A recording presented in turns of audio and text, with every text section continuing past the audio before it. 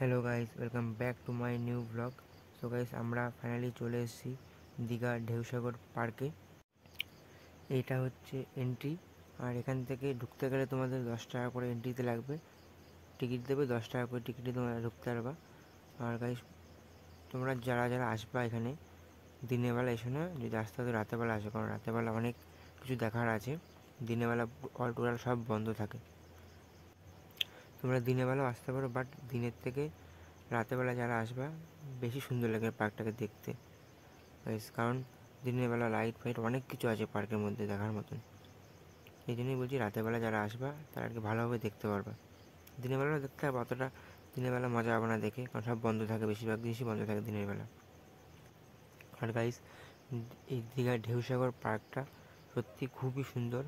যারা যারা দীঘা আসবা একবার ভিজিট করে যেও এই পার্কে, কারণ সত্যি নেক্সট লেভেলের একটা পার্ক বলতে পারো তোমরা। খুব সুন্দর, অনেক কিছু দেখার আছে। আর পার্কে এত সুন্দর একটা ভিউ আছে গাইস, কী বলবো তোমাদের।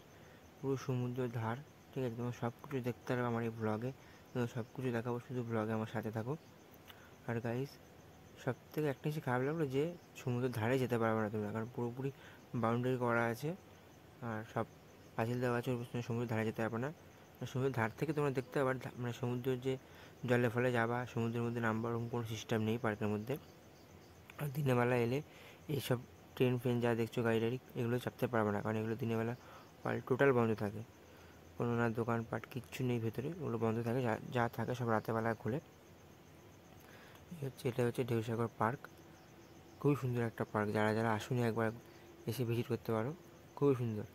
মনে করো দিনের বেলা এসছে, বাট দিনের থেকে রাতের বেলায় ক্রাউডটা বেশি থাকে। যারা যারা এসছে এখানে ফ্যামিলি শুদ্ধ আসতে পারবে, অ্যান্ড যারা যারা ফ্রেন্ড শুদ্ধ আসতে পারবে, মানে সবার জন্য পার্কটা। এমন না যে শুধু কাপেল টাপেলদের জন্য, এমন না, মানে কাপেলদের জন্য তো আছেই, প্লাস ফ্যামিলি শুদ্ধ আসতে পারবে। খুবই সুন্দর পার্ক, কোনো উল্টো পাল্টা বাজে কোনো বিহেভিয়ার নেই যারা যারা পার্কের আছে মেম্বার তাদের।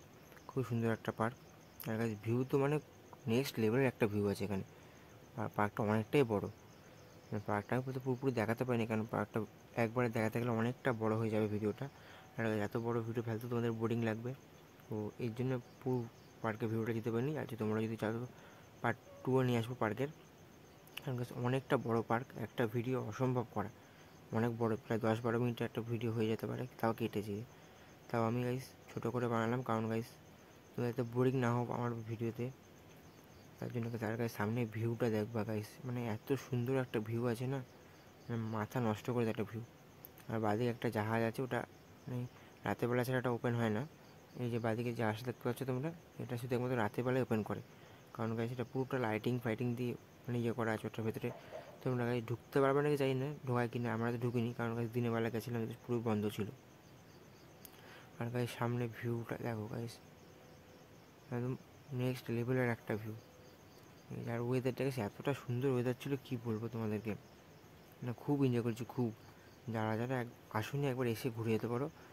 এইটুকু বলবো যে মজা করতে পারবে তোমরা, ফুল এনজয় করতে পারো। এগুলো কাছে এখনো কমপ্লিট হয়নি, হাতের এগুলোর উপরে তোমরা সিঁড়িতে উঠতে পারো, ওপরে ফটোশ্যুট করার জন্য নেক্সট লেভেলের একটা ভিউ আছে এখানটাতে।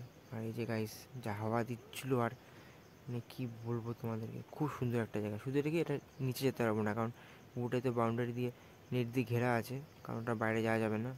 আর এই জাহাজটা দেখতে পাচ্ছ তোমরা ময়ূরের, এটা তোমরা রাতেরবেলা ছাড়া কোনো ভিউ নিতে পারবে না, ভালো মজা করতে পারবো না। রাতেরবেলা লাইট ফাইট থাকে এর মধ্যে। আর কাছে এদিকে তেমন কিছু নেই, এদিকে শুধু কতগুলো হনুমানের স্ট্যাচু বসানো আছে, আর ওপরটাও সিনারি ফোয়ারা টাইপের আছে। এছাড়া সেরকম কিছু নেই। আর যদি আমার ভিডিওটা ভালো লাগে থাকে, প্লিজ একটা লাইক করে দিও। আর চ্যানেলে নতুন হয়ে থাকলে প্লিজ চ্যানেলটাকে সাবস্ক্রাইব করে দিও। দেখা হচ্ছে নেক্সট ব্লগে। টাটা, বাই বাই, ভালো থেকো, সুস্থ থেকো।